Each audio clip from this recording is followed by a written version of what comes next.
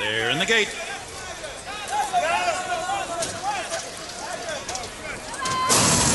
And they're off. And Teammate strikes out for the lead in the very first few strides, but Ginger Punch won't let her get too far away. So it is Teammate to be the early leader. And Ginger Punch sits back in second. Plaid on the outside of Erman and is 2.5 lengths back to Miss Shop, and Soul Search will be the early trailer. So they have given the early lead to Teammate here, and Teammate goes on unchallenged in the opening quarter mile to lead by 1.5 lengths. Stopped by Ginger Punch second. The opening quarter was sensible, 24 2/5 seconds. So they make that turn into the backstretch run.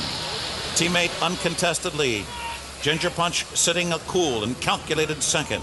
Plaid just outside of Erman, who's on hold. Under a good hold there is Erman running along in fourth. 2 lengths back Miss Shop, also under restraint by Javier Castellano. 4 lengths back to Soul Search, who trails the field.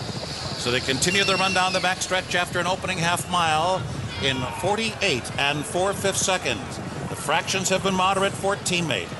A length behind with a half mile to go is Ginger Punch, and now Rafael Bejarano says go with Ginger Punch now, ratcheting up that pressure on Teammate. 2.5 lengths back to Plaid. And now Erman has asked for a run, but she's still 4 lengths behind with 3 furlongs to go. They've run 3/4 in 1:12 4. And it's Teammate by a neck as they come to the quarter pole.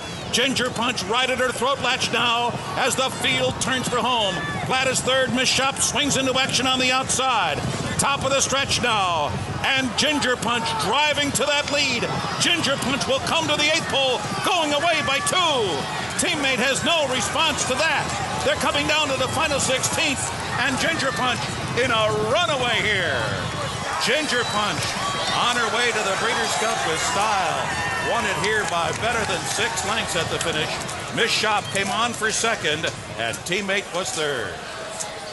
So no more questions about Ginger Punch getting the 1 1/8. She puts those to rest in resounding fashion underneath Rafael Bejarano. Even trainer Bobby Frankel quoted as saying she may have distance limitations, but it's not a 1 1/8, that's for sure.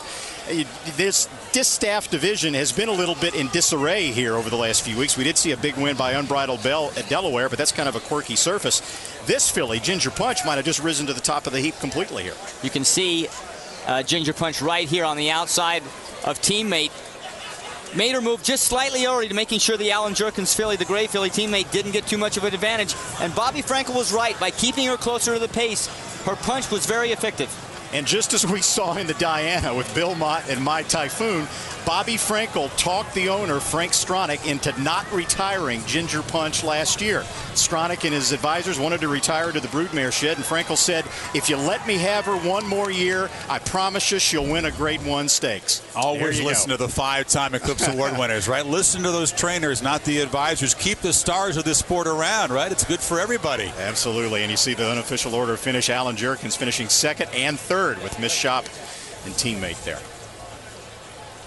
And Plaid and Erman, not really big factors in this race. No, Erman was in a good position, but you could tell about halfway around the turn there when jockey Eddie Castro was pushing the button and wasn't getting much response that she was in trouble. She needed a teammate. Ginger Punch had been consistent, and now she delivers a knockout blow to her 5 rivals here and books a spot in the Breeders' Cup in October.